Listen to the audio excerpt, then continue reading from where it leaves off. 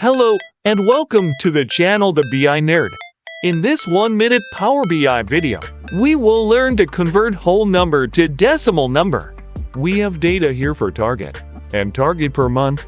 We want to convert the target per month to decimal number. Select the data field and go to top of the ribbon to change the format type. Then change the format type from whole number to decimal number.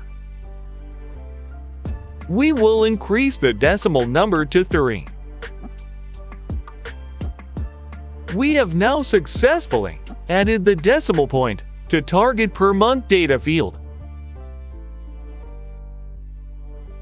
If you want to learn to create an awesome looking dashboard like this in less than 20 minutes, then click on the link above or click on the end screen video.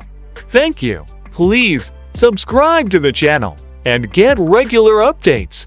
Also, don't forget to check out other Power BI videos on the BI Nerd.